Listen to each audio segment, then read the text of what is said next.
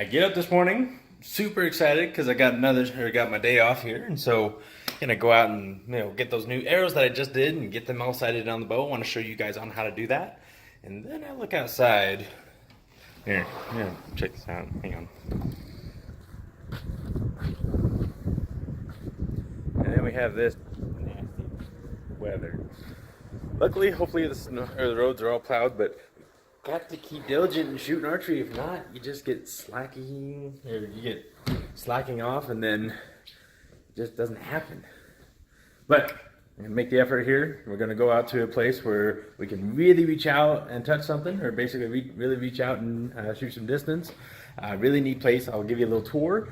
It's called the Easton Salt Lake Archery Center, and I'll just show you. So we'll see. Made it. So, the crown jewel of archery, the Easton Salt Lake Archery Center. This place is a 70-meter indoor archery range, heated, of course. Not to mention it has an outdoor Olympic field and plus another field behind it that they use for other intents and purposes. So, let me give you a little tour.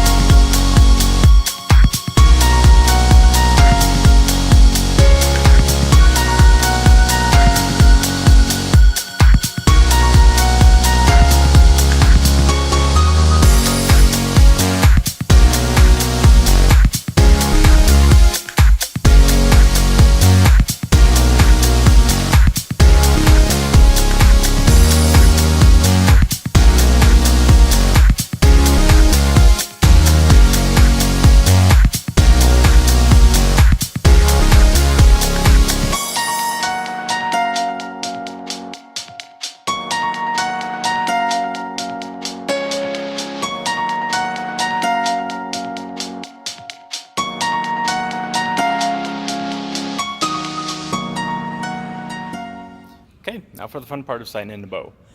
So the biggest trick when it comes to a bow or with a bow sight is it's honestly a game of cat and mouse, and you just got to shoot a whole bunch until you can figure that out. Now the other day when I was shooting this, I was still pretty good at 20 yards. I did do a couple shots just to see if there was any difference, and really there wasn't a whole lot.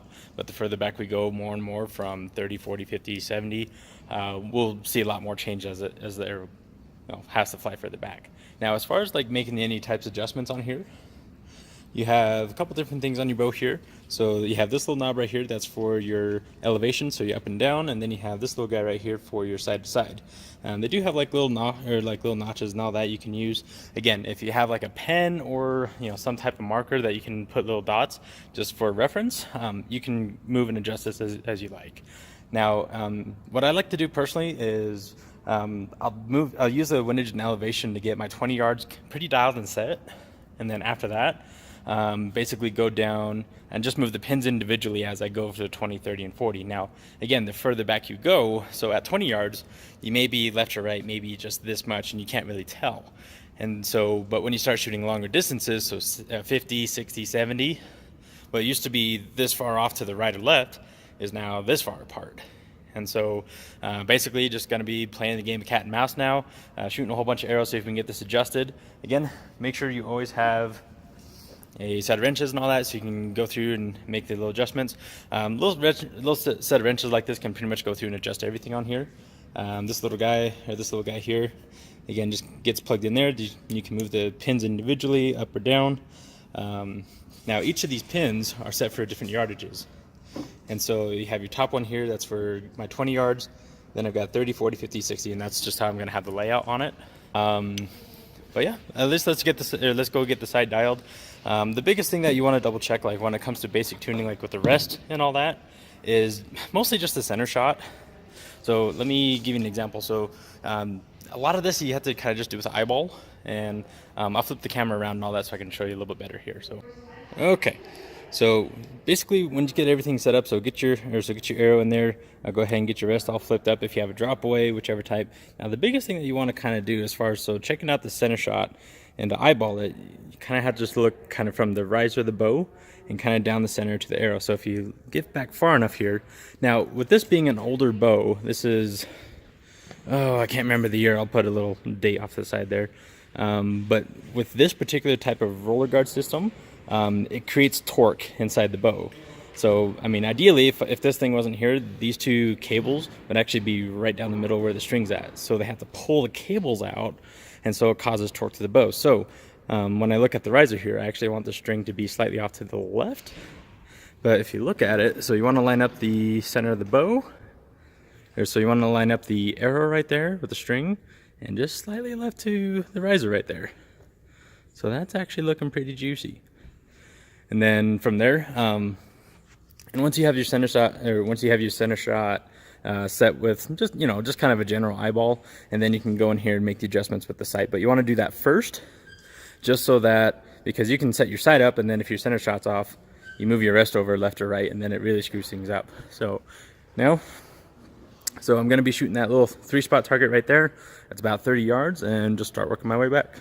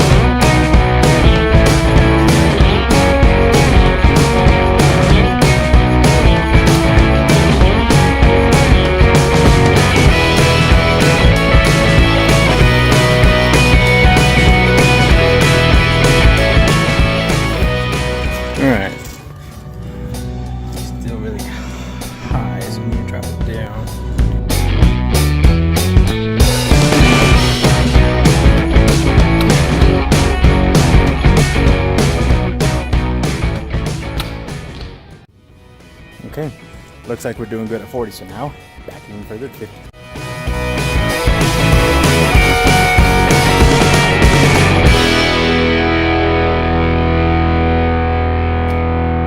Alright, looks like the majority of my arrows are still up a little high. My groups are way open and all that. I'm getting really shaky. So, like I said, shoot archery more often causes less wide openings like this. But figuring this is a 40 centimeter target, I mean, this is the size of my hand, versus clear back there where that little blue stand is. So I'm pretty happy where I'm sitting for now, but it will get better. So I'll probably bump the sight up just a little bit, and then from there I may just call it quits until I can, again, get up to 60, 70 yards. But for now, still pretty good. Hey guys, just made it back home. Again, I was feeling a little bit tired and all that, and when you go out to shoot, you want to make sure you make good shots, and not learn the bad habits by keep shooting and trying to push through it too much. Now, what I didn't really go over too well as far as when I was at the archery range there was the exact method on adjusting your sights and your pins. Also playing with the rest a little bit as well. Charlie's playing with the squeaker. Hey, okay. So when it comes to the actual bow sight itself, so I use my up and down, my right and left, to get that first, or that 20-yard pin set, that very top one. And then once I get that top green one set, and then from there, basically just move the pins individually. So I don't really touch the windage and elevation too much, until, like I said, once you get further out to distance, then you can maybe move your left or right, depending on, once you get up to about 50, 60 yards, you'll start noticing if your right lift's really off or not. Now, as far as the pins go, let's see, I didn't really touch the bottom ones here, so we'll kind of walk you through that. But basically, if your arrow hits up high, you want to move your pin up. Or again, like a game of cat and mouse, like I mentioned earlier. So if mouse runs up the hill, the cat's going to run up the hill after it. It goes left, left, right, right, so on and so forth. And so in this sense, basically just take your little wrench here, go ahead and just kind of break loose that little pin there, and then you can basically take that and slide that bottom one up or down until you find the spot where you need it. Again, then just tighten it up, and then you're good to go. You always want to make sure that you have, when you do any side adjustments, you want to do it while you're there at the range, just because that's where you can test it. But I didn't do too good job showing you, so I'm showing you now as an example. You can also do the same thing with the rest here as well. Now the rest you can do this at home. Like I said, it's mostly just the eyeball until you can get that good, kind of that good right to left lined up. And on this and on here, there's actually two adjustments with this particular vest. This is a QAD, QAD Ultra vest. So it has this little bolt, or this little bolt right there. You can loosen that up, and you can slide this thing up or down. So if you notice that the arrow isn't really sitting all square, like depending on where the D loop is at, you can move it up or down to kind of square it up a little bit more. You do always want to have slightly knock high, or the knock sitting slightly higher than where it rests on the front. Just a general trick there. And then, now you can't see it all too well, but there's that other screw right back there, and that's for your side to side. And so that's where if you're, when you try to get everything lined up, if you notice that your string lines up really good with the back of the riser, just like I said, slightly left, but you notice your arrows like clear out to left field or right field or whatever, then you can slide that left to right until everything lines up just right down the side of the riser there. And as reference, what I'm using on the riser is kind of this main part right here. And so I'm just using just kind of like on one half of it, or just a little bit past half on the riser. But you can generally play with this yourself as well, but honestly the best way to get started is talk to your local pro shop guys. They'll be able to, they do this for a living. They tune bows all day long, and so they'll be able to walk through, just go tweak, get it set up, ready to go for you. That way all you have to do is just go in and play with the sights. Other than that, that's really the biggest thing when it comes into sighting into bows. Super easy. But again, if you have any questions or concerns, again, really appreciate you guys, and I hope again you're able to take away some information from my videos here. Try to make them entertaining, plus help you as far as getting started with the sport.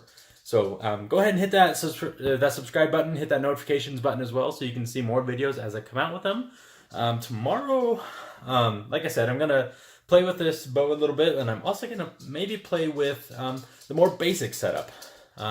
So instead of like with the fancy compounds, I'm just gonna bring out my basic recurve, probably make it my brother out as well, and get his recurve and just kind of play with a few things. So that way we can work with the basic setup. So all you newbies out there that's more interested in kind of your more economical type of bows, I'll walk you through on how that works. But again, keep up with that archery life. Keep shooting out there, and we'll see you next time.